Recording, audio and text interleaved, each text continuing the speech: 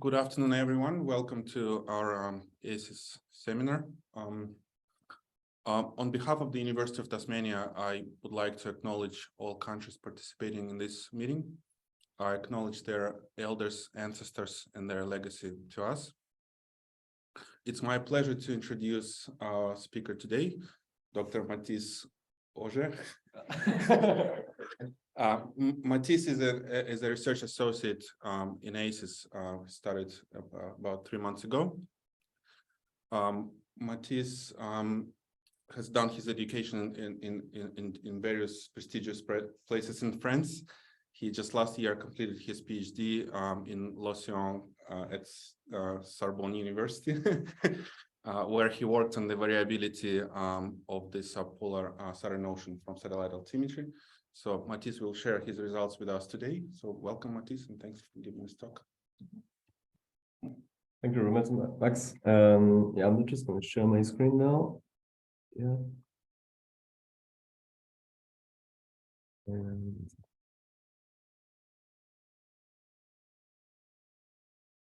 that's what on your computer. Yeah, it's full screen. Yes, no, it's not. Maybe I should remove the presenter mode. Yeah, okay. Right. So yeah, as Max mentioned, I worked on so my PhD work was focusing on the variability and the drivers of the subpolar Southern Ocean from satellite altimetry. So I'm going to focus on that, on those results in this talk. So yeah, I started an ACEAS job on ocean modeling. So I think now the time for me will be to bridge the gap between ocean modeling and satellite altimetry. In this presentation, I will focus on satellite altimetry and how we can use satellite altimetry for observing the ocean topography in the ice-covered regions. And I will present every step from building a dataset to exploiting it for a better understanding of the subpolar Southern Ocean circulation. I'm going to start with a little bit of background and motivation. So I know that there are not only physical oceanographers there, so I will do kind of large introduction. So this is a map of the global overturning circulation centered on the Southern Ocean. So it has quite a strange projection, but I like it because it really shows the importance of the Southern Ocean in the global overturning circulation system. So you can see all the arrows that represent this circulation. So you have the red arrows, which represent the surface circulation, and the blue arrows represent the deep circulation. So the thing that is striking when looking at this map is that the Southern Ocean is really the heart of the global circulation. It links the three main oceanic basins, so from the Atlantic Ocean to Indian Ocean and Pacific Ocean. It also allows the surface ocean to the surface waters to reach deeper layers and the deep layers to reach the surface. So that means that every process, physical, biogeochemical, any process that will happen in the Southern Ocean may have a strong impact on all the global oceans. And that's why it's important to understand the circulation system of that ocean and what's happening there. So if we focus now on the Southern Ocean and we zoom a little bit more, so this is very ugly zoom and no details on this figure, but you can see this is the Antarctic circumpolar current that is flowing all around the Southern Ocean. It's very particular because there's no continental margins that is blocking this current, and that make a very strong current very important in the circulation system.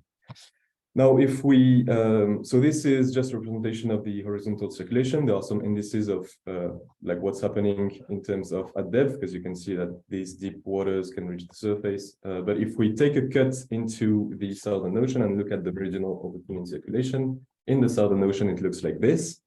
So basically, there are two main cells of the overturning circulation in the Southern Ocean. The first cell is the upper cell, where you have the upper circumpolar deep water that reach the surface within the Antarctic circumpolar current. And then it's advected toward the north thanks to Ekman transport. And yeah, this is the first cell. And the second cell is associated with the lower cell associated with the lower circumpolar deep water that reach the surface south of the ACC. And is transformed into Antarctic bottom water through sea ice formation processes. And yeah, so yeah, yes, 4 people in the room. So the thing is, when you see this meridional ozoning circulation, there are lots of processes of sinking waters and changes in the vertical velocities. So sinking water is associated with sequestration of atmospheric climate signals into the subsurface ocean.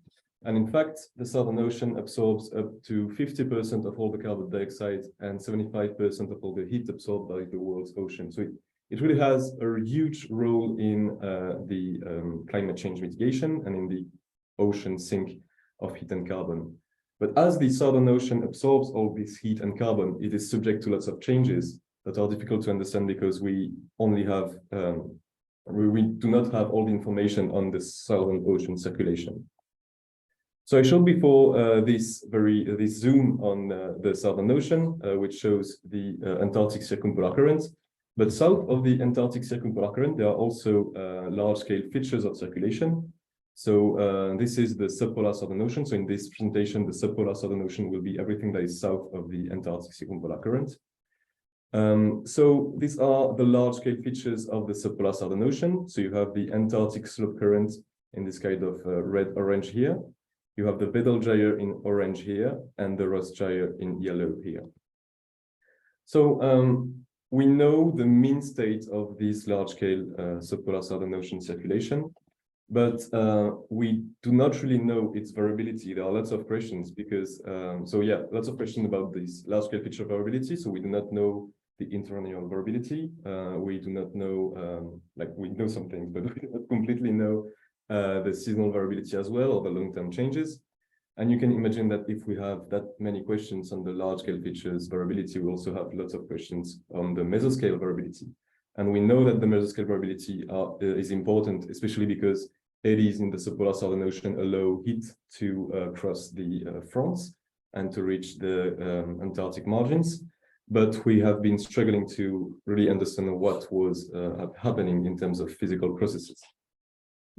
And all of this is because one main lock, there are other locks, but this is one of the main one, which is with lack of observation to fully understand the subpolar Southern Ocean circulation.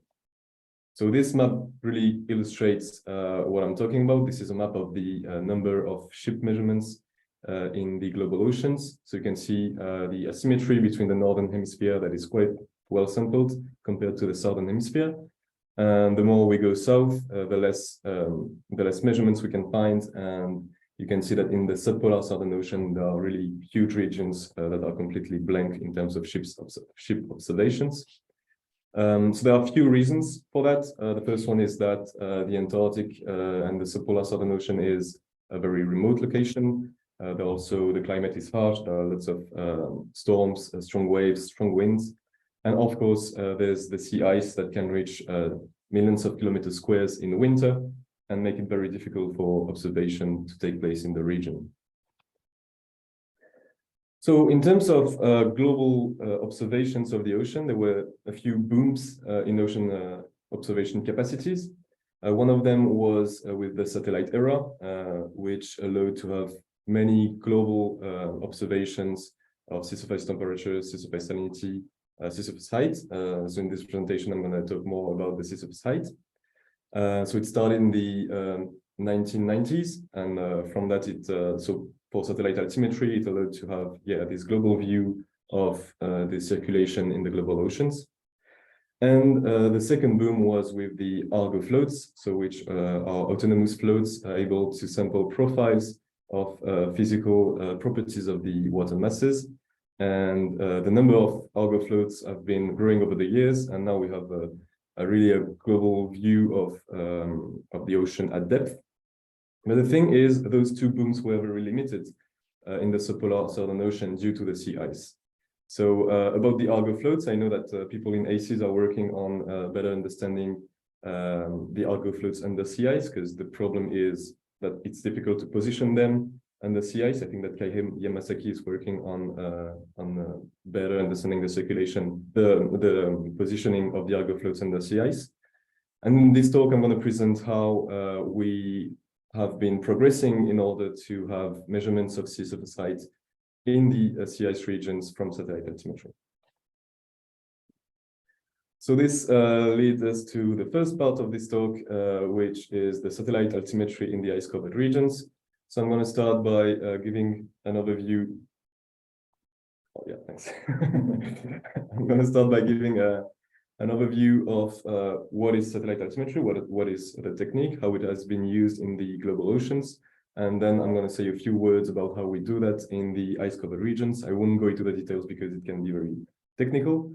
But yeah, to give a context, so in the context of my PhD, I've been producing a sea level anomaly dataset in the subpolar Southern Ocean. This has been done with CLS, so the DUAX team that is doing the maps of sea surface height in the global oceans.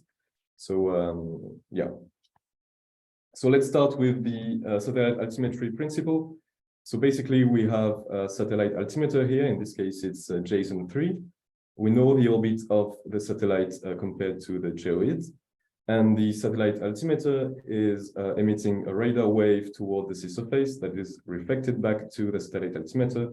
And from that, we are able to compute the distance between the altimeter and the sea surface, and then the sea surface height. So this is a video produced by Aviso, so the team which produces the global maps of sea level anomaly. So yeah, this first thing was with the along track measurements from one satellite. Now it's two satellites, so you can see we have a big view of what's happening in terms of sea level anomaly.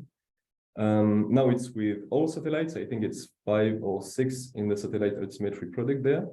So once they have all these long track measurements, they interpolate all of these using an optimal interpolation method that allows to have daily gridded sea level anomaly in the global oceans. So it looks like this.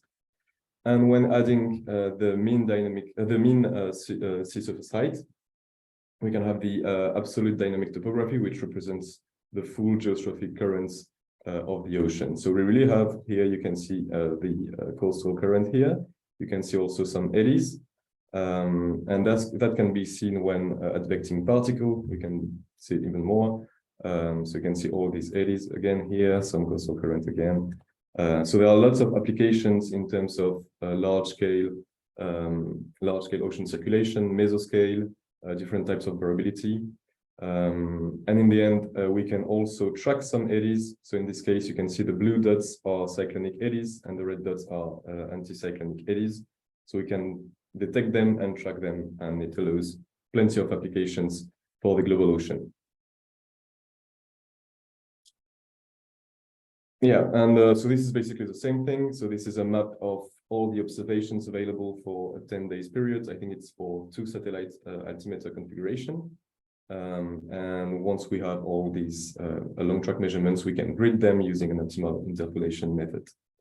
So the point is, satellite altimetry is very useful in the global ocean, and it's a shame that it's not available in the CIS regions.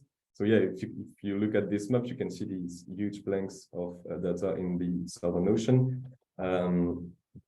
And if we look again at the large-scale circulation in the subpolar Southern Ocean, and we compare to map of these global sea level anomaly products centered on the Southern Ocean, you can see that there's a big blank in most of these subpolar Southern Ocean. So these are snapshots of the sea level anomaly from the global product, and this contour is the contour of sea ice in winter.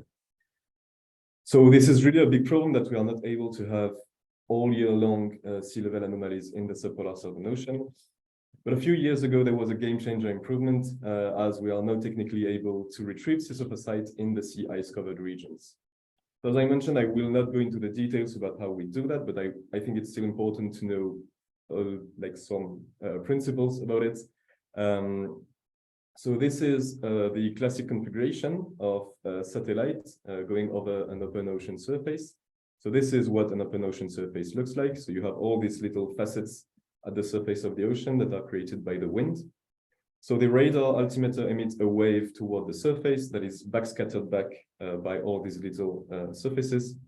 And the satellite altimeter receives this kind of echo, which is called the Brownian echo. This is the very classic echo we are used to process in the open oceans. So it looks like this with a strong leading edge and a weaker slope band. Now, if the satellite goes further south, in our case, and reach a sea ice region, it can reach the leads in the sea ice region, and the leads look like this. So they are the cracks of the sea ice, and you have access to the free surface of the ocean. And this free surface, as you can see, it really looks like a mirror. It's because it's protected from the wind by the neighboring sea ice. So basically, the radar wave will be emitted from the satellite and reflected back to the satellite, and we'll get this kind of echo, which is much more powerful. So I didn't mention, but it's basically the power as a function of time. So it's much more powerful of a smaller time, and it's characteristical from the echoes in the leads. And if the satellite keeps on going, and reach sea ice surface. So the sea ice, as you can see on this picture, is a much more irregular surface. So we'll get all these kind of waveforms that are much more irregular as well. So the point is we are able to distinguish between the different surfaces, and we are able to take only the open ocean and the lead echoes to have information on the surface and on the surface topography of the ocean. And this is what we have done. And this is what has been done in the first dataset published in 2018 from Tom Armitage, which was basically 50 kilometers monthly grids from 2011 to 2016, and using one satellite, which was CRYSAT-2. So these are snapshots of these monthly measurements of sea level anomaly from this dataset. And as you can see, this was a very big improvement in terms of observation capacities, because for the first time we were able to have a full observation all the year in all the subpolar Southern Ocean. But there was still room for improvement, as the resolution, as you can see, is pretty low. And also there's this kind of sampling bias. So you can see all of these stripes in the subpolar Southern Ocean that are not physical and are due to the orbit of CRYSAT-2. So very big improvement, but still room to do better. And the thing is, there are lots of other satellites going over the subpolar Southern Ocean, and this map shows all the lead measurements we are able to get every day from a 3-satellite configuration. So as I was mentioning, the previous dataset was using only CRYSAT-2, so we had only the blue along track measurements.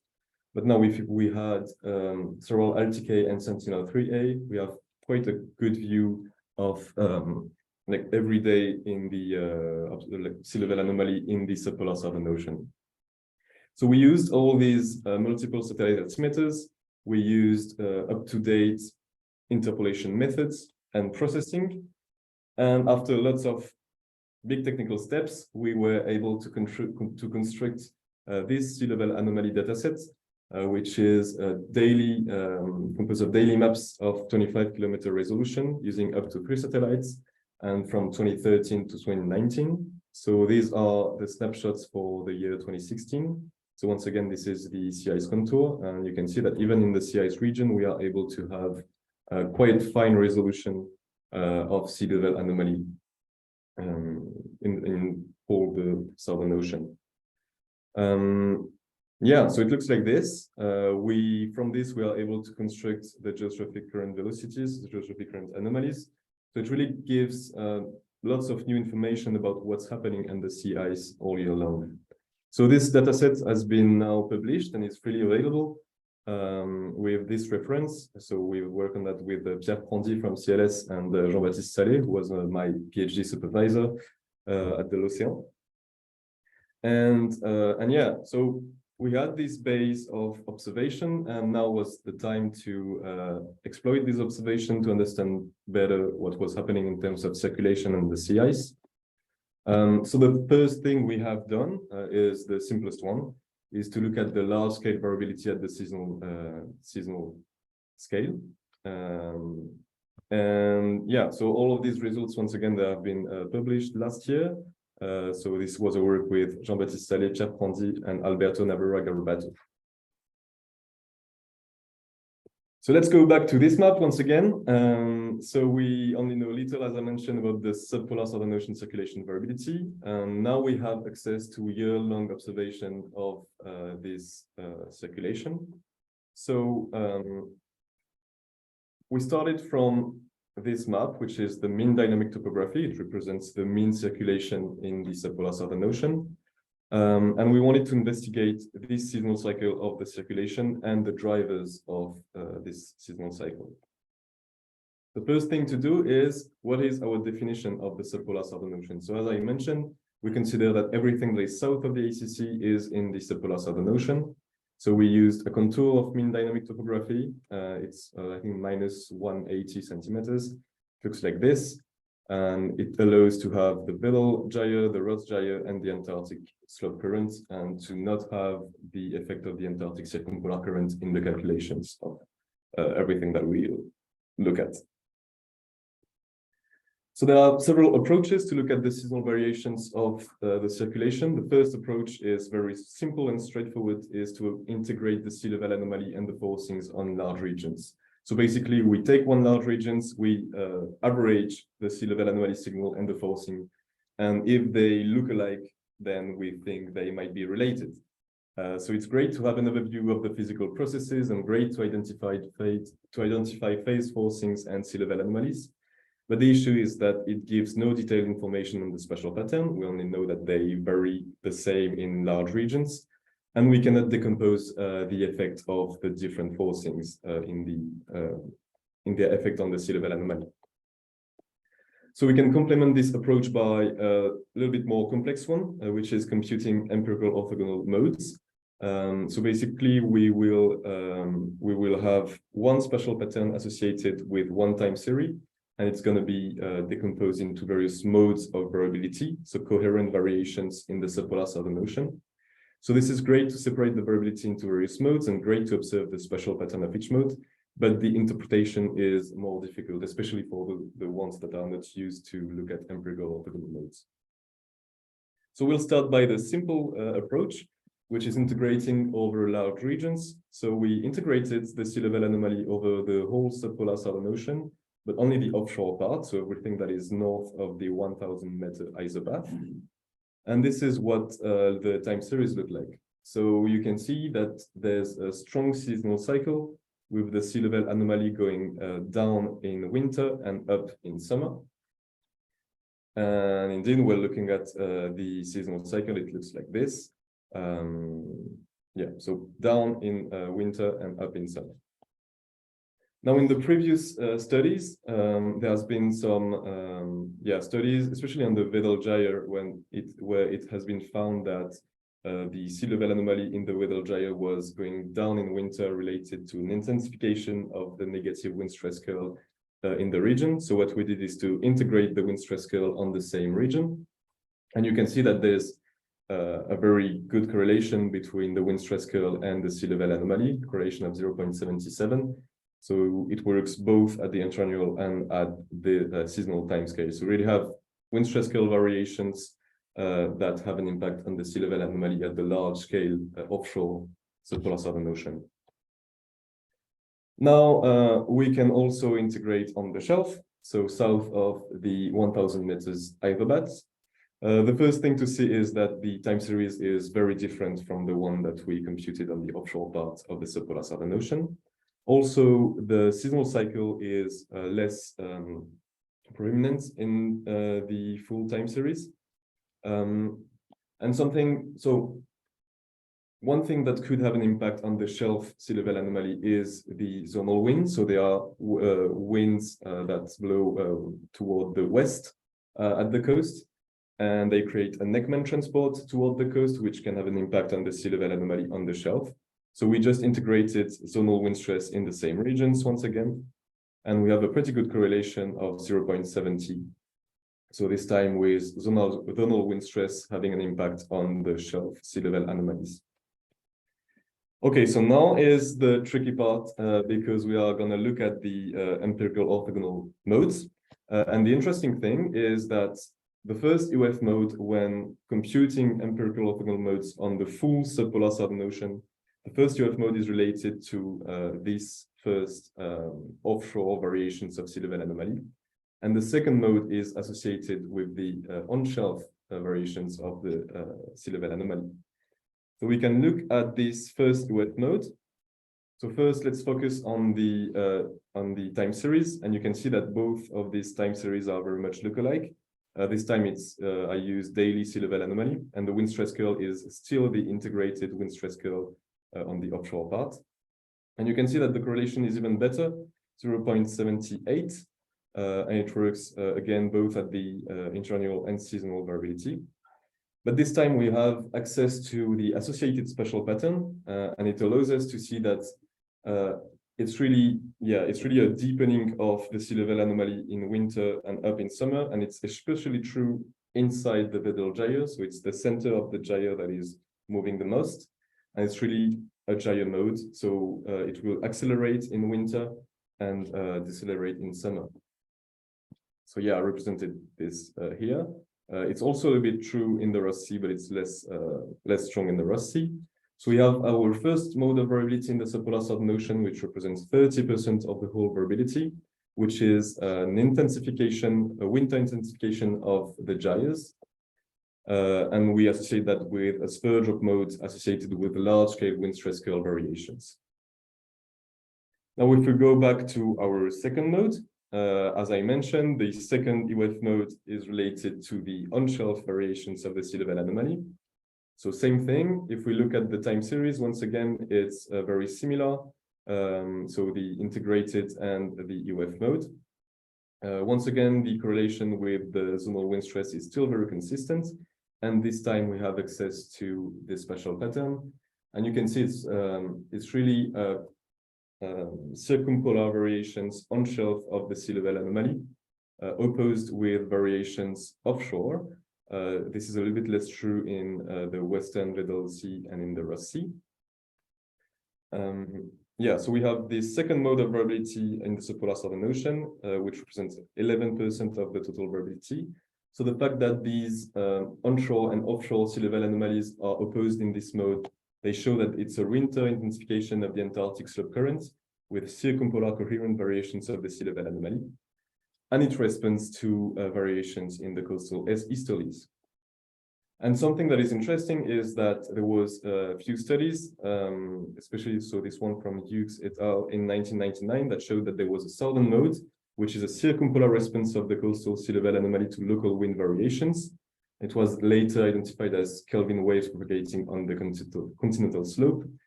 And it has been shown further by Spencer et al. 2017, who is in the room. And, yeah, he modeled this kind of circumpolar response to regional winds. So basically, he took a model, applied a zonal wind stress anomaly, and you can see that there was an effect, a circumpolar effect on the sea level anomaly of these local wind stress perturbations. And I won't go into the details, but when looking at observations, it's pretty much the same. So we have zonal wind stress anomalies in the eastern Antarctica here, and this circumpolar response of the sea level anomaly. So you can see this is model, this is observations, but it's very much lookalike. Okay, so let's take a small break now. We have two modes, which are a superposition of two wind-related winter intensifying modes. And in fact, when we look at the zonal current anomalies seasonality, so this is zonal current anomalies, summer and winter, we can see that in winter, there's an acceleration of the Antarctic slope current, an acceleration of the gyres in contrast with summer. And now there's a question following that, which is, what about sea ice? What about spring and autumn? So all these two seasonal cycles were not faced with sea ice, which is quite surprising because we would expect sea ice to have an impact on the circulation in the subpolar Southern Ocean. So, and when computing the zonal current anomalies in autumn and spring, you can see it's not only a transition from summer to winter. There's something happening in autumn and spring.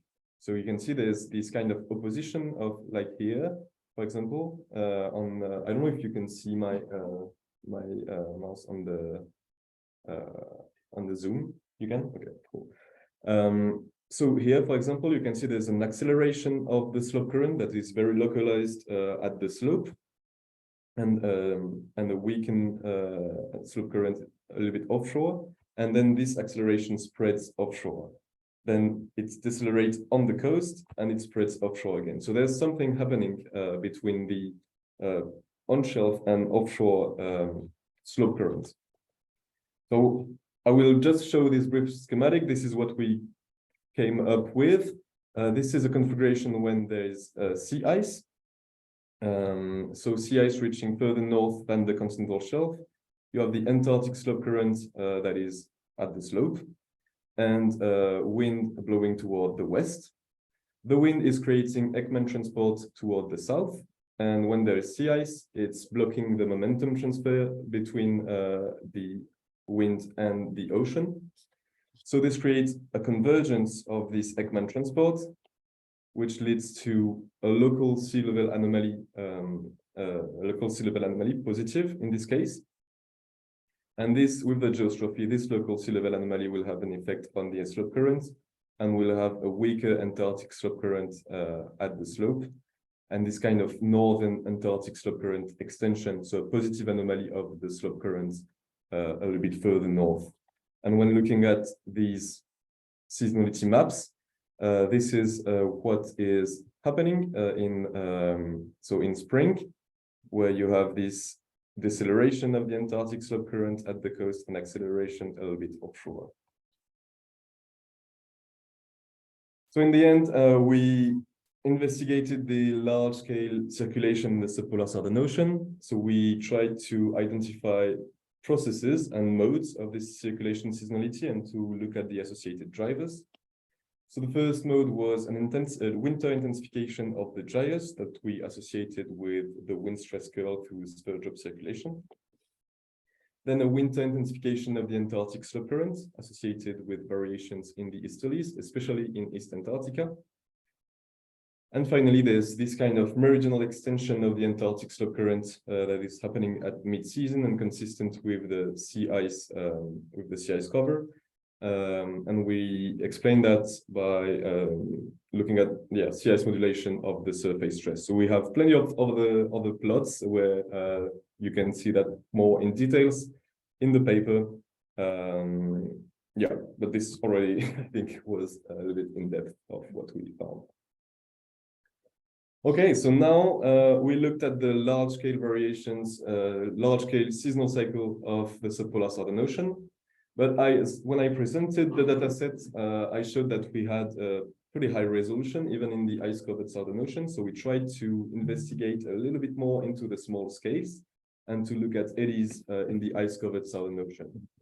So this is an example, just an illustration. It's in the Arctic.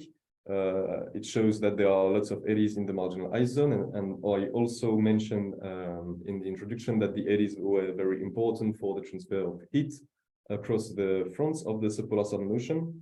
So what we did is to take the sea level anomaly datasets and to apply an eddy identification and tracking method, the kind of method that is already used in the open ocean. So it basically looks for closed contour of sea level anomaly.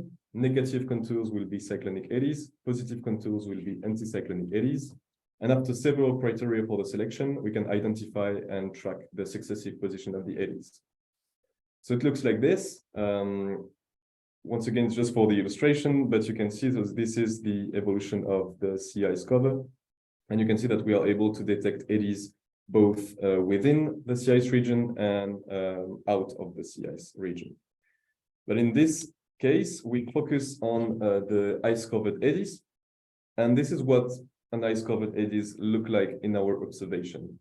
So this is the position of the eddy within the ice, the sea ice region. In the gridded data sets, it's on the right panel, it looks like this. So it's really look like a local lower sea level anomaly signal. And when looking at the long track measurements we use to construct this grid dataset, we can really see that there are strong negative anomalies in multiple tracks. So we think we are able to detect this kind of eddies even under sea ice. So what we did is to investigate the effect of the sea ice on the eddies.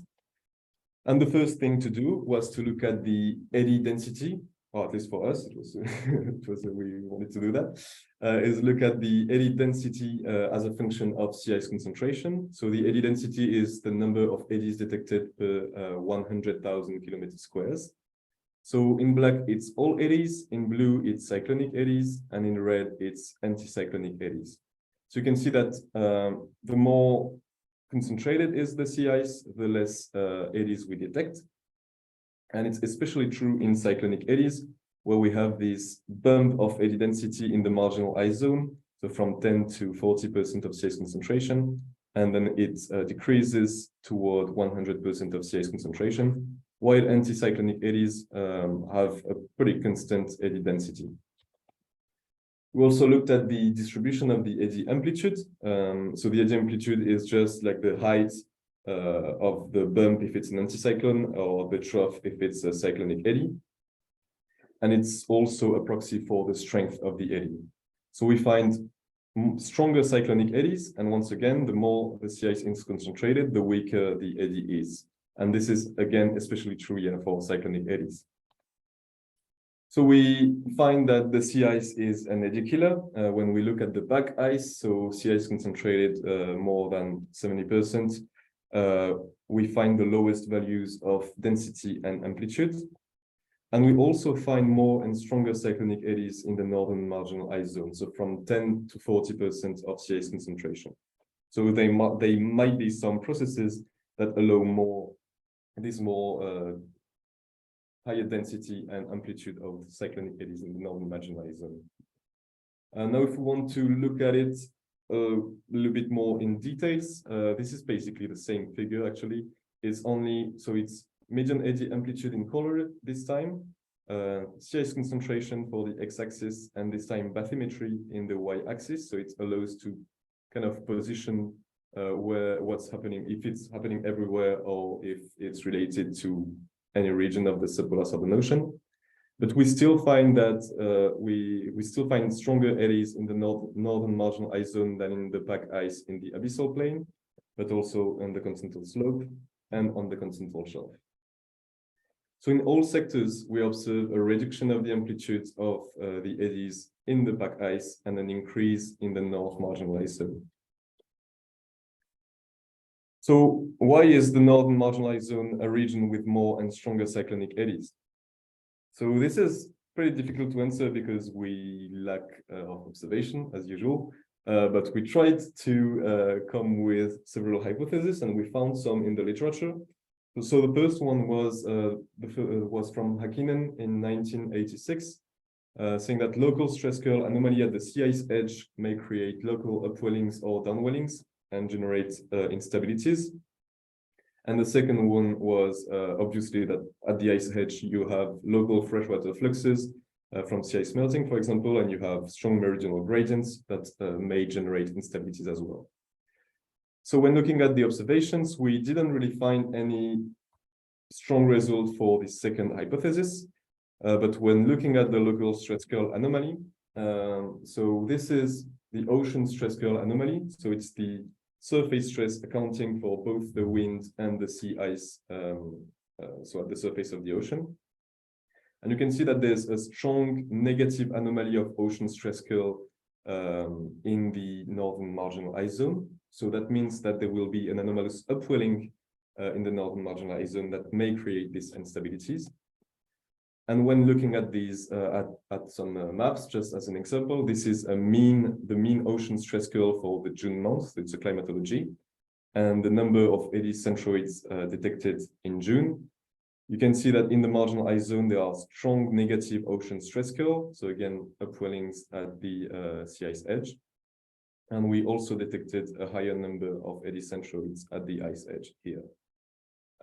So this is the only hypothesis we could find consistent with what we found. But the paper is currently in review, and one of the reviewers is not sure about this, so we'll see how it goes. But to conclude, we found that the sea ice is an eddy killer. We find more and stronger cyclonic eddies detected in the northern marginal ice zone, maybe because of a local upwelling at the front due to surface stress from ice and winds. And yeah, just a few words to say, we must stay very cautious as we do not have observations to compare with, or very few. So all of these precautions have been explained in the paper that is currently in review. We did lots of sensitivity tests, lots of different tests to be sure that we were indeed seeing eddies, and it looks fine. Okay, so now time for conclusion and take-home messages. I think the main thing is that we now have these sea surface anomalies in the subpolar Southern Ocean. So this data set spans 2013 to 2019. There's going to be an extension to 2021 coming this month from CLS. And there's currently one PhD student that took over my work and is now trying to add NVSAT, which is one earlier satellite altimeter. And the objective is to have an extension to the early 2000s, as it will allow to have to make more studies in terms of interannual variability or long-term changes. So lots of interesting things should come out of this. And the long-term objective is the integration to the DUAX global product, which could be pretty awesome for many studies. And we use up-to-date satellite processing. So once again, I didn't go into the details, but there are lots of research on how to process sea ice echoes from satellite altimeter, and we use the reference mapping techniques used for the global products. And yeah, I've already mentioned this, but it's 25 kilometers daily grids, sea level anomaly, and geostrophic velocities anomalies. So if you're interested in working with this kind of measurements, just download it or ask me if you want some help. And there are plenty of applications. So large-scale circulations, as I presented in this talk, mesoscale circulation, as I presented it too. There are also some studies that use this data set for looking at warm inflows on the continental shelf. So in this case, the sea level anomalies were just used to have a more regional view of what was happening and to complement the moorings that were used in the paper. And now we are currently looking at dense water outflows in the Ross Sea and trying to see if we are able from satellite altimetry to look at dense shelf water. So we are looking at models to see if there's a signal in the ocean topography from these outflows, and looking at the measurements to effectively look at if we can effectively see them. And that's it. Thank you very much for your attention. Thanks, Mattis. Yeah, it's time for questions. I think there's one question in the chat already.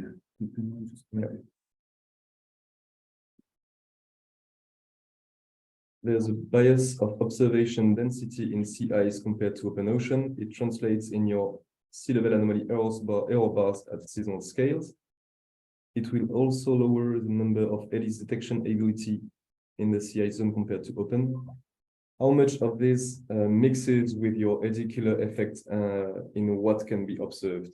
So what we did is we subsampled our observations in the ice-covered regions, and to look at if the number of observations had an effect on the detection of the eddies. It didn't have a strong effect.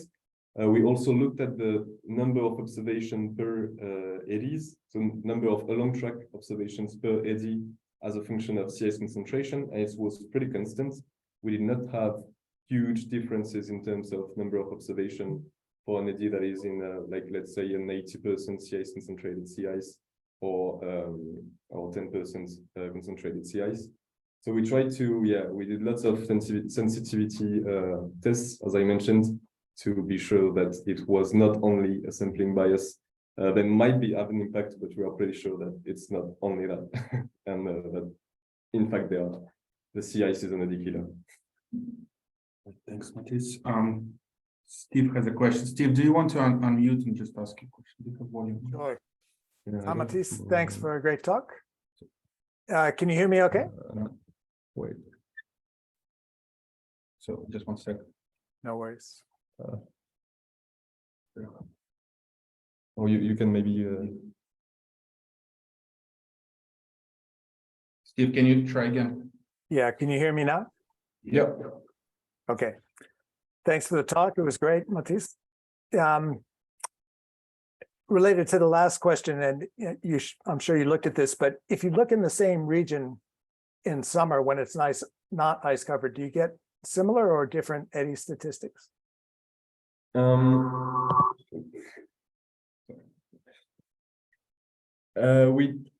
didn't look at that because we focused, like, as I mentioned, there's no differences in number of observations for all the ice-covered eddies. There are no strong differences in the number of observation. But if we compare the open ocean eddies to the ice-covered eddies, this time the number of observation difference is so high that this will have an impact.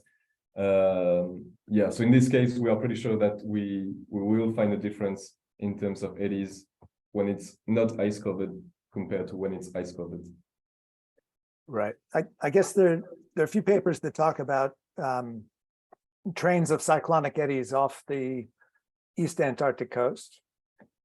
And I was just wondering if you could distinguish between eddies that might appear for another dynamical reason, or eddies that are really generated by this ice edge interaction process. If it was really the wind stress curl acting at the ice edge, which is generating the eddy, then you might expect fewer eddies in the summer season when there's no ice present. Whereas if the eddies are due to, generated from horizontal shear of currents and that kind of instability or something like that, then they might be present year round. That's what I was wondering about. Okay. Yeah, it's hard to tell, but our statistics really follow the ice edge, so it does not really compare regions. It's not like special comparison. It really follows the ice edge, and we always find more eddies at the ice in the marginal ice zone. And also, I think in the East Antarctica it's lots of standing eddies in this case, and we only see anomalies of sea level. So in this case, we won't have a signature of the standing eddies, I think. Yeah. Right. Any other questions for Mattis?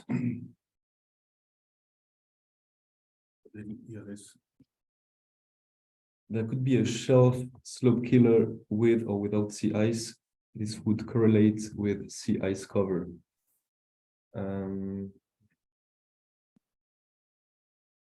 I don't know. No, I think at one point, wrote that with Andy Thompson, and Andy Thompson was thinking about this effect of the slope effect in killing the eddies. So we tried to look at that, and we did not find any. We find some signs of maybe it could kill the eddies, but nothing really consistent enough to be presented. That's fine. Oh, there's plenty of time there. So you go to your line plots of the eddies with. Yep. Do you mind repeating the question so that we should? Yeah, I can repeat the question. Yeah. This one? Sure. And so up to like the 10% range, right? Eddies, the sea ice is an eddy grower. Like 0 to 10. Yeah. Sort of increasing, it's growing there, and then you're saying there's something special once it gets to 15 to 30%. Yeah. Why does it grow them in the first 10%? Is there something in the processing that makes that happen? I'm not sure everyone heard the question. Oh yeah, sorry. So basically, what's happening between 0 and 10%, and why is that lower than the rest of the northern marginalizing? I'm not sure about that. Maybe, well, I don't want to say like too many stupid things, but maybe I'm not sure how large is the 0 to 10% area. Yeah. So maybe it's just less easy to detect them in this region. Not sure. And what should the red and the blue line equal the gray line?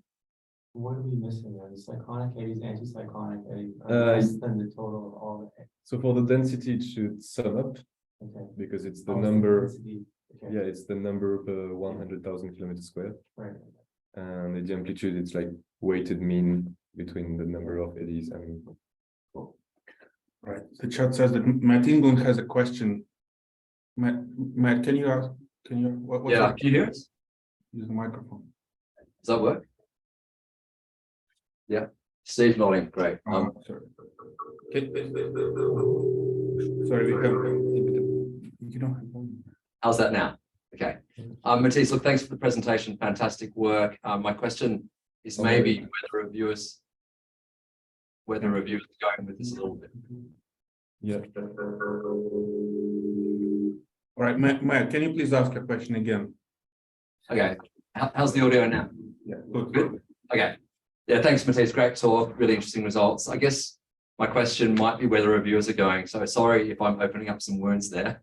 But if you think about the baroclinic radius, it tends to decrease as you go southward, and the ice pack also tends to increase. So, you know, to what extent is this detection partly related to the fact that it's really hard to resolve eddies in models or see them in observations as the baroclinic Rossby radius declines in size? You know, I mean, I guess, you know, how can you separate that uncertainty in detection from the actual signal you're trying to get at? So we have smaller eddies in the back ice because it's more south, if I understand correctly your point. Yeah, exactly. And therefore, yeah, sorry. I'm just sort of thinking Basically, we are missing lots of eddies in any part of any sea ice concentration region. But I think when looking at like all of them, if a long track measurements cross an eddy, it will have a strong negative anomaly that will spread when we interpolate the signal.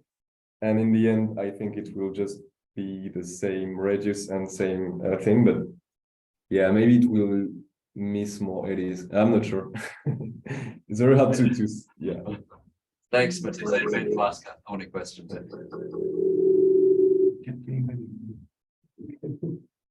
What is this? Oh, yeah. Sorry, Matt, did you have a comment after that? No, and I was just thanking Mattis for the answer. That's all. Thanks. There is some questions in the chat. Yeah. I'll start with the question that are upper. Kaihe said the train of eddies of East Antarctica might be made up of standing eddies. So I'm a bit curious about how standing eddies appear in the analysis.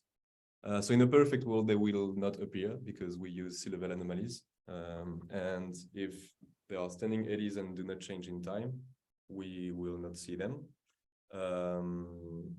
But maybe it could still have an impact because if it has not been, well, it could still change a little bit, or the tracks can cross sometimes parts of it and sometimes not. So it could be like a variability, but there shouldn't be a too strong signal on the standing eddies in East Antarctica.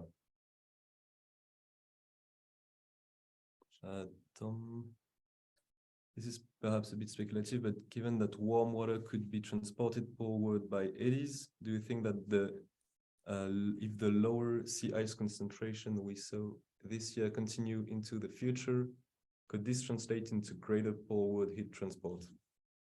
Well, maybe if that works like this, if indeed at the sea ice edge we have more eddies, and if those eddies are able to transport heat, then yes, I would say yes, but it's very speculative as you mentioned it.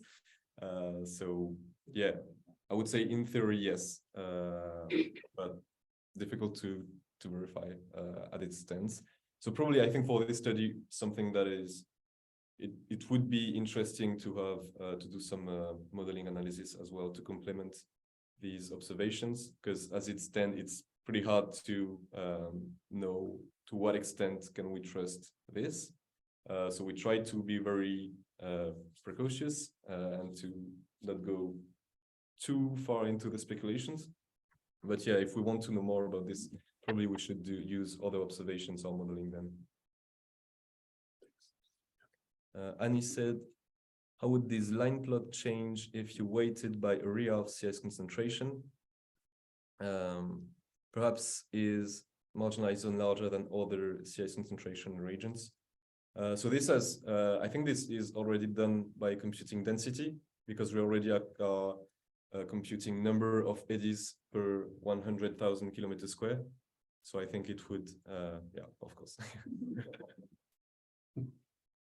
Hello, can you hear me? Yeah, we can hear you. Yes. Yes. Thanks. Thanks for the talk. I actually have a question about the second paper, the one on the large scale variability, and especially about the mechanism of the ASC with the seasonality and the CIs. Yeah. Because you said that when you did integration over the subcurrent region, you couldn't really see a seasonal cycle because of this mechanism. I was wondering if you could then isolate the ASC and then the northward extension of the ASC. Were you able to separate that and look at the seasonality of each of them? No, we are not able to isolate this.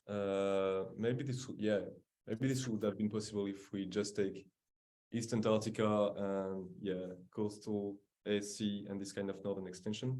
We did not do that, but maybe something to mention is that in lots of observation studies with moorings, it translates like when looking at the velocities of the Antarctic slope current, when you have like one mooring at the slope and one a little bit further offshore, usually there's a delay in the maximum of slope current velocity between the one that is at the slope and the one offshore.